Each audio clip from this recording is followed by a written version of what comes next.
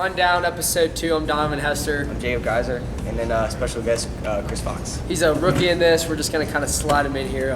Geese, you want to start us off with some Elder? Yeah, so Elder sports news over the past week and then for the upcoming week. Elder football beat St. Axe in double overtime floor 24-17. They have Moeller this week. Elder cross country beat undefeated LaSalle this week at the Fairmont Invitational. And Elder soccer beat Lakota West, moved to 10-1-1 the year. So we'll start with football. What are your thoughts? Yeah, I thought the defense really stepped up and played really big.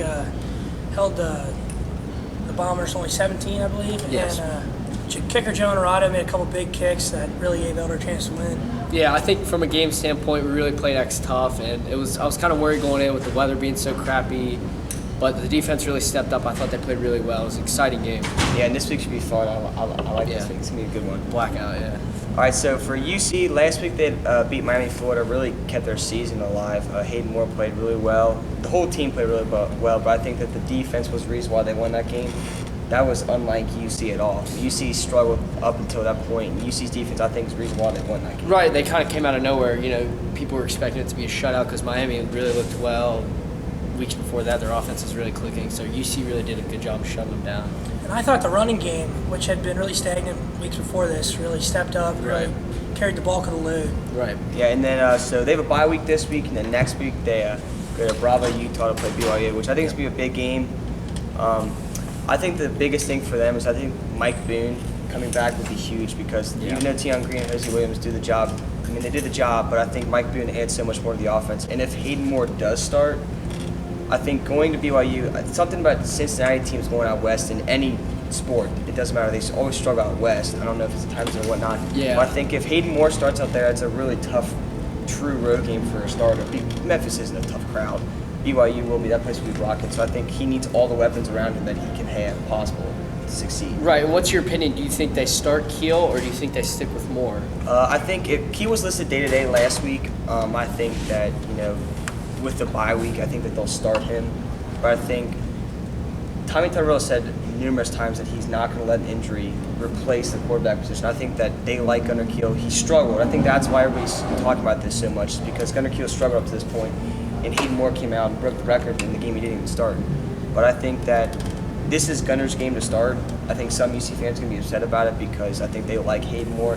Hayden Moore is the future for UC football at the quarterback position, but Gunnar Keel is now. I think that we need to be grateful that we have the quarterback situation that we have. Really. Right, and I think I'm a big believer in if it isn't broke, don't fix it. But if Gunnar Keel is healed up and, the bye week this week, he didn't play last week, I say you start Keel, especially at a tough road game at BYU. That's going to be a tough game to win. Send in a freshman out there. I think Keel's probably a better decision to start. All right, and the Bengals beat the Chiefs pretty handily this past weekend. Dalton continues to roll. He's just playing so efficient, I think. He's not like lining up the stat sheet, but he's just playing very efficiently. He's not turning over the ball, which I think that makes every Bengals fan happy. I think the two big players for me in the win were Giovanni Bernard and Jeremy Hill. The run game's kind of struggled. There has been one big player, but they both did the job, and they both had a touchdown, at least one. Jeremy had 3. But I think that the offense just has so much explosiveness to it. I think this week against Seattle will be fun. So what do you guys think about that? I really think the way Andy Dalton's holding himself in the field this year, you can just tell there's a different attitude, there's a different state of mind he has. He's a lot more confident. He's making a lot better decisions with football, and that's part of the reason we're 4-0 right now. Yeah, I think you have to say that we're one of the top offenses in the NFL. There's no way that we're not. And I think the only thing that was worrisome from the game against the Chiefs was the defense. They kind of let Kansas City do these little dump passes, and they kind of ran all over them. But they did stop them in the red zone. The Kansas City kicker, had 55 field goals and 100 fantasy points. But, as long as we're stopping them, not getting up touchdowns, that we're fine. Yeah, I think the biggest thing for me was that this was, I think, Michael Johnson's first real game that he made an impact, I think.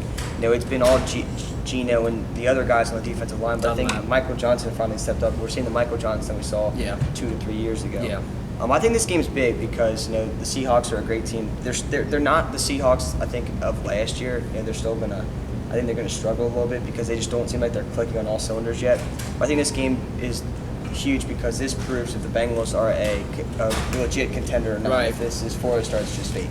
These are the kind of games you have to win to advance yourself in the next level. Yeah, if you want to be elite, you have to beat. And Seattle, they just played Monday. They're on a shortened schedule. different time zone. I don't know if that matters that much, but I think their offense is really struggling. Their offensive line is a mess. So hopefully the Bengals can take advantage of that. Get some pressure. Yeah. Yeah. All right. Facts. Yeah. So the thought of the week, I guess, Louisville, the University of Louisville is now caught up in a scandal. Recent reports show that there's been an escort involved with the program over the past couple of years, and it's been said to have been a huge part of the team's 2013 run. That's when she was, I guess, most involved. Yeah. What do you think of that, guys? Well, the players that are in this is like, for example, Montrezl Harrell, who just got drafted. Yeah. He's a big name. You know, you hate to see that for guys like that. I'm not a Louisville fan. I'm not a Pitino fan, but you hate to see that. Pitino, depending on how the program handles this situation, he might have to step down. We really don't know. We're gonna have to wait for the upcoming weeks to see what happens. Yes, it seems he's always caught up in some sort of Right. controversy. He can't stay out of trouble. Yeah, and the same with SMU recently. Larry Brown just got SMU a postseason ban, and then he's suspended 9 games. So I think there's a lot of violations going on in college sports right now, and I think it's at an alarming rate. Especially Larry Brown, who's a guy, no matter where he's gone, he leaves this footprint. You know that Right. there's something there that was done incorrectly. In the SMU program, they were kind of knocking on the door, and we're almost there. You're wondering like how are they getting these good recruits, you know? But it's unfortunate to see Yes, this we happen. know why. Yeah, Yeah, exactly. and especially for a team, in my opinion, who I think, you know, and this is UC bias, but I think that UC, at least in basketball this year, is a team to beat in the American. Yeah. SMU was the team that is probably Right there. is right there Yeah. with them, and Yeah. it's going to go either way. And I think now that, even though there's a postseason, I think they're going to play spoiler all year now. But I think that just changes the outlook of the American and what American teams get a bid in the NCAA tournament, because the American teams have been getting, I guess you could say, the shaft, because there's always that one team that you think should get in, but they don't. They don't. Yeah, exactly. That's right.